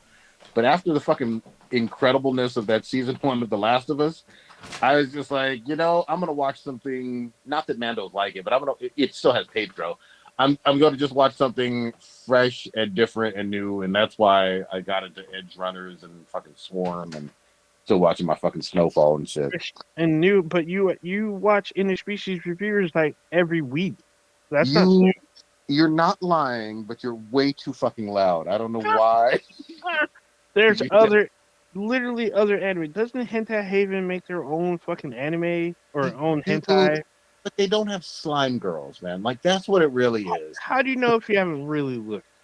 Well, okay. I'll ask the internet. Do your worst, weebs. More. Suggest more hentai to me with slime girls and fucking food is on Friday and just Oh everything. my god, that's doing a bit too much. Nobody needs all that kind of shit. Oh yeah, Oh yeah. my All right. here- oh, so we should. There's a few things you should probably talk about really Yeah, quick. one of them we got to. Yeah, we'll talk about that when we'll wait for Cronus to kind of come back. But so this one is all you because you've been talking about this the last couple days. A lot of people have been talking about it. It's the Diablo. I know you went back to a couple. Did you play the beta? I know you played Diablo 3. What's going Yeah. on with this? So I've been playing a shit ton of Diablo 3 with Hobby, with Jen, even with crazy ass Sierra from Arkansas. Um, so I love Diablo 3. I fucking forgot how much I love Diablo 3. I did not play the beta because you had to for Diablo 4 because you had to pre-order Diablo 4 already, and I haven't pulled the trigger quite yet, but it's going to be free this next week. But Hobby was telling me, I saw some streams, I saw some twitching. It looks fucking incredible. It looks like everything you ever want from Diablo. And the great thing about Diablo is this: you got that 4-player co-op. You can work on your build in any kind of funky ass way in terms of, all the power level as you rank up, and which ones have the best cooldown, and which ones have the best armor, and which ones are legendary. There's just so much of it, and then goddamn well, especially based on 3, they're going to continue to support that shit. That shit had season after season after fucking season. They still have a current season of Diablo 3, so I'm fucking excited about this shit. That game died, but I mean, I know people were playing it, so I guess It didn't sure. die. There's still plenty of people playing it. I added like 2 or 3 more friends over the weekend, just randos that were like, "Hey, you want some of the best gear?" I didn't know that the legendary gear they have now is fucking green. You know how like when you saw Bean? when you saw legendary gear back in the day, it was like orange and super bright. Mm-hmm. Now that they have a green neon light on some second level fucking legendary gear, and I was like, God damn, this shit is great. So yeah, I love it. I can't wait to. I am going to play the beta, but I'll do it this next weekend. What Okay. are you talking about? You talking about? Diablo. Oh, I thought we did. I guess we didn't talk about it earlier. No, it was before No. we started the cast. Yeah. Okay, that's what it was. I was like, because Patrick asked if we or somebody, maybe it was Patrick. I'm pretty sure it's Patrick. Yeah, it was him. It was him Yeah. and someone else. So I definitely, I really, I want to play it. I'm gonna play it probably on Friday. So it should be fun, man. It should be really fucking fun. And I heard it's all the beta is like all of the first act or something like that, which is fine. I don't even care if I have to replay it once the game is finally released or whatever. Yeah, I'm not expecting it to necessarily save that whatever I earn or content it or my said they goals. would. So yeah, They there you would. go. Well, then even better. Fuck it. But yeah, it's one of those games where it's really satisfying to play as another class, even though you're replaying the campaign again, because it's just so fucking different with all of the powers and abilities and shit. You know what I mean? I mean, what's crazy to me, so like, I started playing Diablo from the first one, and it's amazing that it's even playable on consoles because when it first came out, it was just like, this is just a PC thing. Mm-hmm. Like nobody's fucking gonna play this shit on consoles. And then Diablo 3 came out, and then, I think a little while later, it dropped on consoles, and then all the console players were like, oh my God, this is so fucking good. I'm just like, yeah, this was good, like, 10 years ago. Um, but I think, honestly, I think it's really cool that we're getting so much more variety of games on consoles that were previously only really considered on the PC. And you can go back in time to like just FPSs. FPSs before like GoldenEye were 100% shitty on consoles. Like they were unplayable until GoldenEye. And even GoldenEye was just like it was playable, but I mean, and people still talk shit about the controller, the N64, about how it had like the claw and like the weird thing in the middle. It's like people don't really understand that the N64 controller it was such a huge improvement in gaming for consoles with that one thumbstick, even though it was oddly placed. But without that one thumbstick, you would not have had the vast majority of games we have today. Like you wouldn't have FPSs on consoles like at all. And so I'm really happy that these things are coming. And so yeah, seeing that Diablo 4 is going to release day one on consoles as well as PC. It's like that's really cool. And I think that these younger gamers or gamers that were never on PC, they don't really appreciate the fact that you're getting PC shit on your console. And on the flip side, you're also getting console shit on the PC side. I mean, look at what Sony's doing with their exclusives. I mean, you got Horizon Zero Dawn, you got God of War, you got a bunch of other previously Uncharted. Say again. Uncharted as well. Yeah, Uncharted. All these games that were PC AAA titles. I'm sorry, that were console AAA titles on the PC. It's fucking amazing. So this is just a great time to be alive, to be a gamer and a nerd. Just appreciate it. Also, just piggybacking off of that, you got cross-platform gaming. Yes, even though it's unfair. Yeah. You got people who can help you in co-op that are on PC or on Xbox or whatever. So there's a fucking lot going on. There's a whole lot going on, and it's fun to just have more people to play with. Oh my goodness, I didn't even say. Segueing a little bit, but I have so on my own personal channel, every now and again I post like videos for like clips of like my gameplay, and I posted like a video of Hogwarts Legacy of me just doing like a quick like slaughter gameplay, and it's got like 14,000 views, and I honestly I don't know fucking why, but like people like ask me questions about the game, and I'm like answering, and like some people are kind of like trying to be dicks about it, and I'm just like avoiding it, and just like some guy was like, oh, it could have been faster if you used like mandrakes. I'm like, well, I don't use those, so do you. I'm gonna do me. Like I've already passed the game, so I'm gonna platinum it.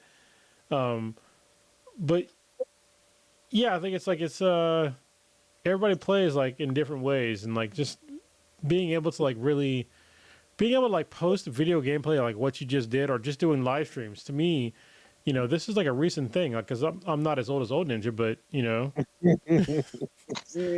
this is it's really neat to be to like literally post, because like somebody asked me like the video that I posted, somebody asked like how to get back up from where I was, and so I told them, and it's just like to me it was obvious. It's just like I'm not gonna be an asshole, because I'm like, if you ask me a question about like how to do something in a game, I'm not gonna be a dick. Like you don't know. And if I have the answer, I'm gonna tell you. I'm not gonna be an asshole about it. But it's cool to be able to like help gamers like do shit in a game where like previously like in the early days of gaming, first of all, it didn't exist, and then when it did exist, you had to pay for it. Mm-hmm. So if you got stuck in an Atari game, literally there was no resolution for you, none. If you got stuck in a Nintendo game, you had to fucking call the Nintendo hotline. Yeah. Well, So sometimes or hourly. you yeah, or you wait for the what was the what was their Nintendo Power, magazine? you had to pay for that. Yeah, Yeah, you had to yeah, pay for it. or yeah, but so what I would do. So if you would live by a Barnes and Noble, if you're in the city, you just go there, just read it, or write it down, and then you leave. Easy. Wow, that's because you Good suck. call. No, I'm just No, kidding. I mean you got to do what you got to do. You got to make the best of what you got. It is what it is. All right. We do got to talk about this one. Rick and Morty's Justin Roland. Roiland? Is that who you pronounce Roiland, whatever. it? So I got some quotes. I know everybody's gonna jump on in and on this one, but Should I interrupt you first? yes, of course. Okay, A I just did, so it's representative out of with the the way. Orange, So go ahead. yeah, a representative with the Orange County District Attorney.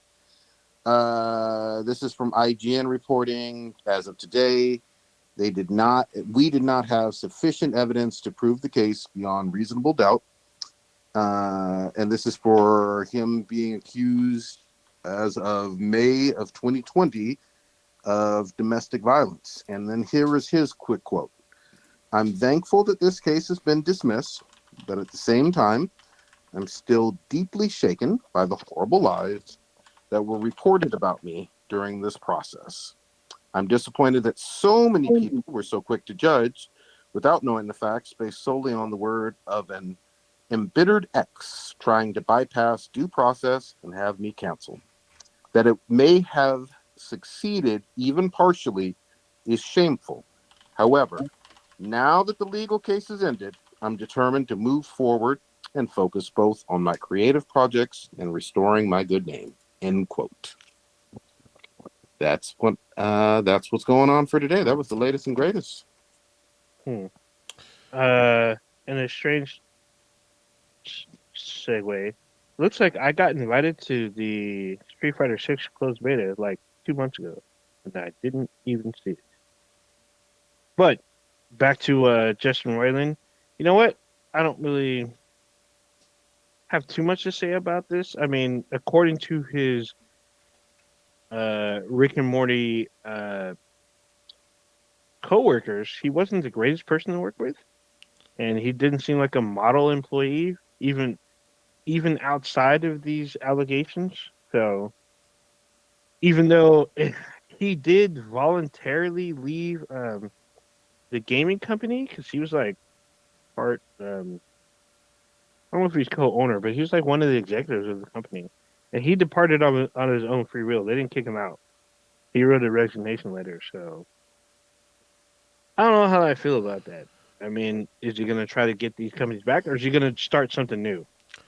So Yeah, I don't know. I'm not gonna completely like shit all over the guy, but it wasn't just this one issue that got him, fired from, Rick and Morty and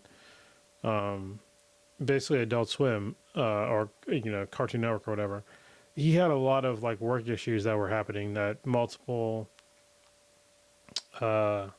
coworkers brought up during this time period. I don't know if they just were just piling it on because of this, which is definitely a possibility. That seems kind of less likely because Dan Harmon, who is the main creator, he said that they basically haven't talked in like years, and that Justin Roiland was not part of the creative process for the past few years. And I would believe Dan Harmon way more than Justin Roiland at this point in time, or just in any point in time. I mean, he redefined the hero's journey, and he so far seems like a decent dude. But then again, I mean, so did Justin Roiland. But everybody has their faults. So go ahead. Yeah, I was just gonna say. I mean, I don't know what's true and what's not in terms of what went on at Adult Swim. I'm gonna put for now that aside while that's being the facts are still to be determined or come out in terms of what's true and what's not about that. I mean, in terms of the domestic violence case alone, though, the fact that they, again, according to this DA in Orange County, they didn't have sufficient evidence to prove the case beyond any type of reasonable doubt. And that was it. It's being dismissed. I think for that alone, I think that that's a good thing, in terms of if they didn't have enough evidence, then from the domestic violence standpoint, we need to leave them alone in terms of, I'm not going to sit here and try to imply that he's guilty of domestic violence or that any of this was even real for domestic violence. That's what I'm sticking with at all. I mean, Yeah, I mean, you have to be there's no specific evidence because the other stuff that I said was not refuted at all. But that specific thing you talked about, yeah, I mean, that's refuted, but the other shit, not so much. Yeah, I mean, just because a case was dropped, as Stitch has said, doesn't mean he's still not a shitty person. I mean, I don't know Well, the guy personally. I don't know. I'm not in his circle of influence or whatever, but I understand that you are innocent until proven guilty. His yeah. case got dropped. Um, Maybe this person was a salty ex and wanted to drag his name. He did lose revenue due to these allegations. However, like I said, we don't know if this guy is a shitty person or not. I can't vouch for that. You can't do it. Neither And can Chris. I want to So, be clear. I'm not vouching for it. I don't know him personally at all, but I don't necessarily like, again, I'm going to stick with just what is on here with domestic violence. I don't like any clouds still being over him on domestic violence after today. Yeah, we're not saying that. I'm not saying about domestic violence. I'm saying that there's other behavior that was said about him in his work environment, mm, external to mm, Yeah, his domestic violence. So, yeah. yeah, yeah. That's why I'm really. I read the quote, and I want to be clear. I don't know what happened with work. I don't even know all of the details about it. I don't know if we'll ever know all the details, but I know domestic violence is some serious shit, Well, and I to be mean, I know what Dan Harmon said, so. and what did he accuse him of doing something like what was He it? said that he wasn't a part of the Rick and Morty writing at all, and then other people that were on the Rick and Morty staff said that he was not a great person to work with. Yes, for me, I don't know what that means in terms of tangible details. I don't. That could mean that you're someone who yells at work. That could mean that you're someone who pounds your fist on tables. That could mean that you're someone who doesn't approve Those are BTL. all not great things. yeah, I was about to say. I mean, usually Yeah, if you say someone's shitty at work, that means they're not pleasant to work with. It's not a yeah, positive experience working with them. There's nothing positive from I hear multiple people I hear about you, but working with this person. I hear you about nothing positive about that. I don't know what the specific details are, and I don't know what's true with that. I mean, that's all I'm saying. I mean, but when you have someone who's basically like, because they have their own company, they Yeah, have their own production company. but isn't it still under Some, Adult Swim Cartoon Network, Yeah, or am I yeah. tripping? A lot yeah, of it is, but except for maybe Squanch Games. Actually, Squanch Games might no, actually be under Nathan too. Squanch Games was under. Oh yeah, it might be under Adult Swim. You're right, but uh, Justin Roiland has a show with Hulu. He has Solar Oh Opposites, shit! which is separate from them, and I don't believe that's an Adult Swim thing because it does not It's on air. Fox. Yeah. It does not air on Hulu. Or, I'm sorry, it does not air on Adult Swim. It's exclusive to Hulu. Well, I mean, either way, I mean, I think it's.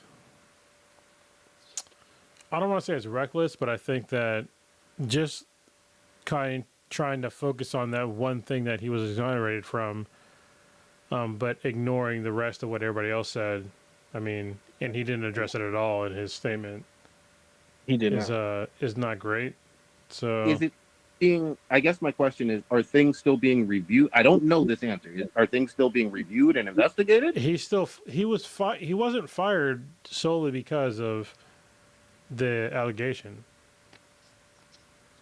Because when the allegations came out, it took like weeks, and then it was like a bunch of other people saying that this guy did like a lot of other stuff in the workplace, and then it came out. Because I thought that Justin Roiland and Dan Harmon, they were like hand in hand, like making the show. But according to Dan Harmon, which is to me is a more credible source, that they had not worked together really in years, and that they had a whole writing team that were doing this whole thing, and he was just basically a voice actor. That's kind of concerning. And then the other people saying he wasn't great to work with is concerning too. I'm not saying burn the guy fucking for just that. I mean, I'm honestly glad that he's not a fucking a wife beater or whatever. That's good, but at the same time, if you're shitty to work with, then you're shitty to work with. I've had plenty of people that have been shitty, people that I've worked with that I do not wish to ever work with again. And if they had an allegation for domestic violence or not, I don't give a fuck. I still would never work with them again, and I would prefer not to work with them again. And I think that's kind of so far that seems to be the case right now, is that people that they do not want to work with him because of the way that he presented himself in the workplace after a certain amount of years. So, a quick addition to that, he left Squanch Games of his own accord. Yeah, he wrote his own resignation letter, which was posted online by Squanch Games. So he left them; they didn't fire him. He resigned from the company. Yep. So that was on his own accord. I totally get it. Again, I'm happy that no domestic violence. We'll see about the other. I don't know I agree with that. Yeah, that's fine. I get that. See. Well, I agree that there appears not to be domestic violence. Yeah, because he could have beat on her and hold on. Just to be clear, he's not convicted of. There's no. Accurate. Yeah, let me just be clear. There's no conviction and there's no even case against him for domestic violence anymore. Yeah, the case is dropped. So it's slightly on a slight tangent. This kind of, I don't want to say applies. I feel like that's a little, but Kevin Spacey was accused. Hold on. But he was accused and not convicted. Sir. Was he convicted? No, he wasn't. Didn't someone die? No. The Anthony Rapp, who's on Star Trek Discovery, he's the one who accused him, and apparently there wasn't enough to convict him. The jury didn't. There was another. Am I tripping? I'll have to look it up. There was another accuser that did die. So there might have been. Oh, I think the accuser killed themselves. Yeah. Okay. Then yes. So the answer is yes to my question. Yeah. There was someone who died and accused him. I remember that shit. Yeah. Okay. But this is a very different. Do situation. all of his atoms still exist in the same body? Yeah. you telling me no, nobody died, and then he killed himself. Yeah. I double stepped because I was like, oh yeah, someone did kill themselves. So I was like, okay. So but someone did die. Hey, look, it is what it is. I'm not.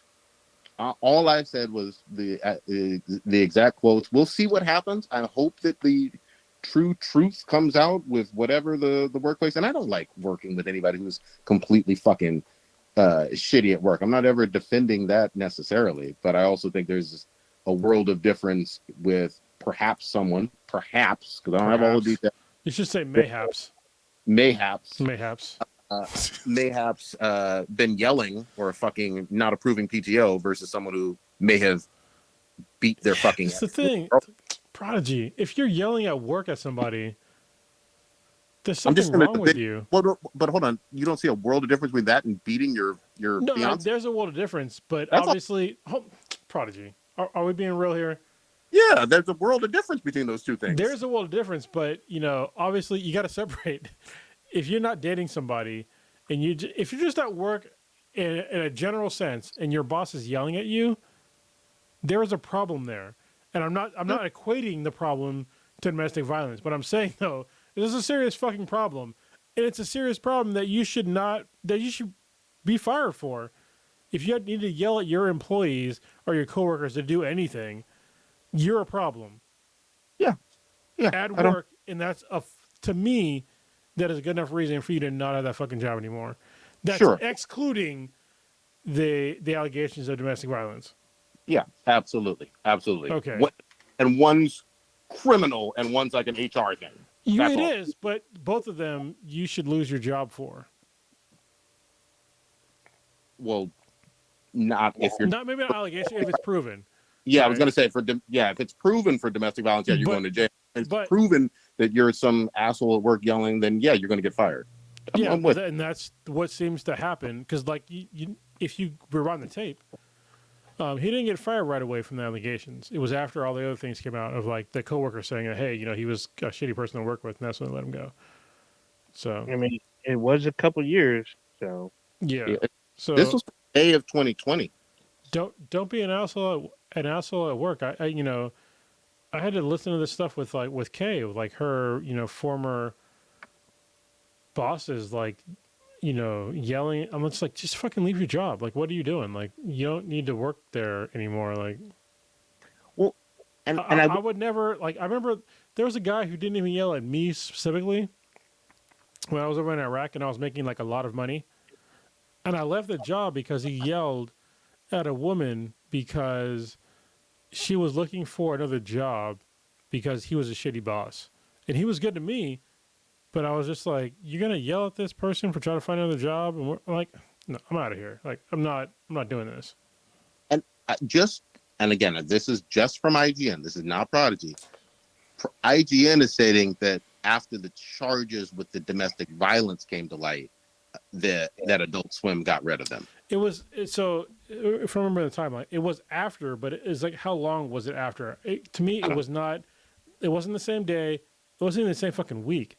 It was after other coworkers talked about it. And then Dan Harmon came out and was like, yeah, he hasn't been a part of like the process on making the show for a long time. And they haven't talked in a number of years. And from what I remember, that's when he eventually got let go. It wasn't just because of these charges. So, I don't know. All right, we're gonna wrap it up, unless there was something else. I think we had one more B's and BTI. Okay. Wrong? You did? I thought we did. I thought I saw one after. Was it about Papa Bear? Warrior Fellow? Oh, Papa Bear had one? Oh, maybe it was. I didn't write it No, down. there's one more Warrior Fella. I got that one. No, I guess it wasn't a B's and BTI, but we already addressed it. It was about Diablo. Yeah, that was Patrick. And thank you, Patrick. Yeah, Papa Bear and Warrior Fellow. Thank you, everybody in the fucking chat. And we'll give you another update on Diablo 4 beta probably next week, because I plan on trying to play it, and I'm sure Kronos is as well. Oh yeah, I'm looking forward to playing it because Hogwarts Legacy, the fucking platinum is. I think I talked about it before the podcast, so I'll just say it on the podcast. The Hogwarts Legacy fucking platinum is goddamn bullshit, but I'm too fucking far in. You're too deep. Yeah, I'm too deep. It's like I gotta bust a nut, right? So I'm too far in. Too many pumps. Anyway, I didn't know they have to basically get all the goddamn collectibles in the fucking game to get the platinum. And you gotta play the game as every single goddamn house to a certain point, which is annoying. So there's like 600 fucking collectibles in the fucking game. Mm-hmm. And you have to play as every house to a certain point in the game to get the platinum. So a lot of work. And it stopped me from playing my VR shit. Well, the games are coming out. I'm just, god damn it. So you have a character for every house now? No, I'm trying to get all the trophies until I need to get the rest of the lesser houses. Just saying, because I'm fucking. Oh shit! You see that fucking shirt? Gryffindor. Goddamn Gryffindor. This was not on purpose, by the way. I just happened to wear this shirt tonight. But yeah, I'm a Gryffindor. Nerd. Yeah, I'm a nerd. Y'all know this. Damn. All right. Proud nerd. Well, dude, what you got popping this week? Goddammit. So I'm seeing John Wick 4 at some point this weekend. R.I.P. to Lance Reddick. This is getting like high praise, high reviews before the movie was out. A lot of critics seem to love this. They think this is the best one yet. So I'm like, well, I guess I have to see it. I mean, Lance Reddick is still in it, so I'm gonna make my way to try to see this. I've been playing more Destiny a little bit more, not as much, but I've been playing with certain people here and there. I'll probably dabble a little bit in it. Playing a lot of Modern Warfare though. There's been a lot because they introduced like this new seasonal event, and it ends in like 20 days, and there's a lot of shit to do. So I don't think I'm gonna finish it, but I'm doing it. Oh, there's the raid. So I talked to Stitch and Prodigy about trying to do the raid. We haven't done part 2 of it yet. It just came out last week. We're probably gonna try to make some time to do it sometime. Hopefully soon.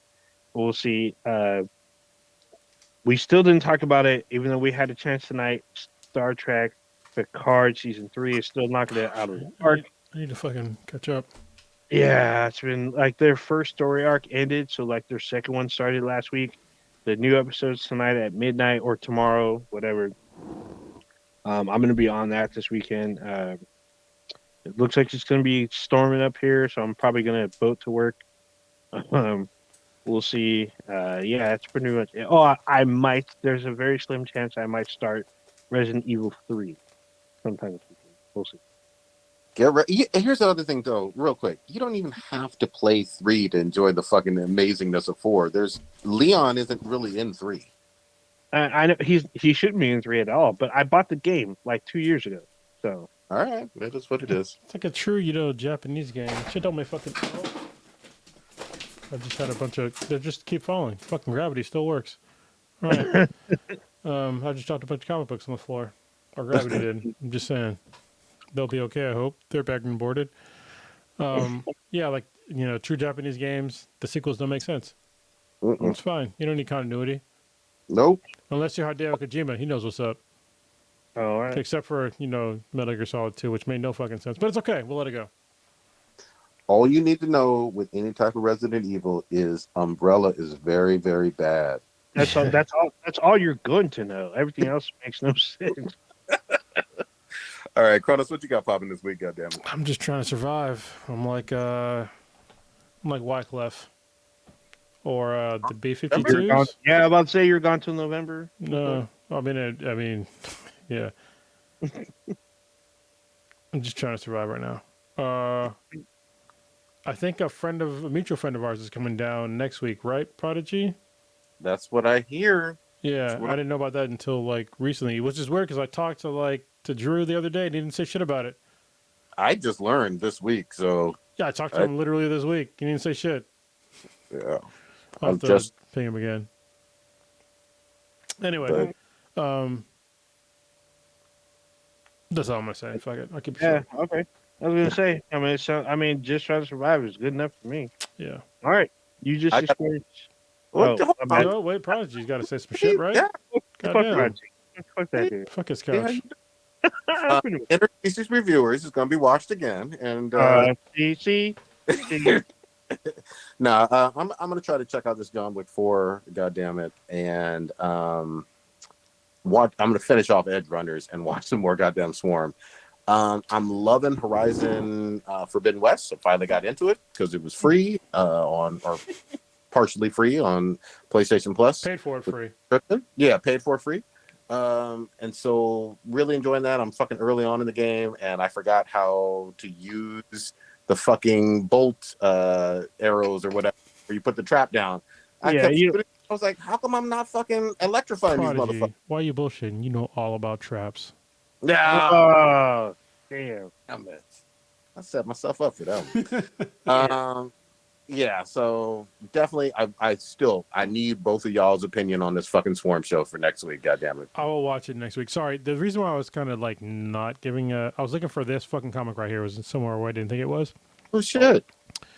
and it's Hulk 13. I got the variant cover, and apparently this is worth money. Yeah. And it's if y'all are not reading the Hulk right now or the X-Men right now, I just caught up on a whole bunch of comics, and the Hulk and X-Men, and like there's like a lot of good shit going on. And even like Batman is also really good right now. Nice. Definitely check it out. Good shit. One last thing. There was a Demon Slayer fucking movie that I need to see, and season 3 has, I believe, debuted. So I got to get all the way caught up with Demon Slayer. Are there traps in there? Too. I don't think. Well, you know what? Actually, so supposedly season 2. People get mad when we say trap. I'm sorry. Look, we learned that lesson, but I don't give a single solitary fuck. That term has been used in fucking anime since. I mean, yeah, but you can say the same thing. Like if I were to say like the N-word, it's like, well, it's still used in like by white boys in the South. But like they're literally trying to sometimes trap and kill. So, like, yeah, but I mean that's not a really good excuse, man. To be honest with you. These are fictional characters, not the beings. Still, man, I mean, it to me, I need to stop saying the word. So, yeah, I can see why it's offensive to people. All right, take us on out, old ninjas. All right, this is the trapless Weapons of Black Infinity you just experienced. Check us out anywhere and do everywhere. more shoulder work. I'm just saying. Shoulder He's work. in BTI. It's BTHANBTI. Anywhere you listen to your podcast, we're anywhere and everywhere, even on Twitch, even socials, even Facebook and Instagram. We're on there. We have a website, benheadproductions.com/BTI. I actually saw someone asking to be in the Discord yesterday. So we have a Discord. Yeah, we can give you the link. Just let us know. But Link to PlayStation now? Didn't they have that update? it's chat. Yeah, you can chat via PlayStation. Well, it's more than just chat. Yeah, but I mean, I guess chat was the biggest feature that people wanted that was missing. I don't know. Well, is integration, total integration. So now, like if you go on, if you link your PlayStation account to Discord, you can, first of all, yes, you can chat in Discord while you're playing a game, but you can also see like what game they're playing and when. And if you want to like be able to play with them, it's way easier now. It's like kind of a long overdue update. Anyway, go ahead. Yeah. So we have an email account. You can email us at btbti@gmail.com. Let us know that you want to join Discord. So then you can chat. You can chat via whatever platform now. PlayStation 5, Xbox, PC. So there you go. Linux, whatever. Not a Mac though. You got a Mac, go fuck yourself. Oh man. You know what you did. Unreal 2? Yeah. Pity physics. Later.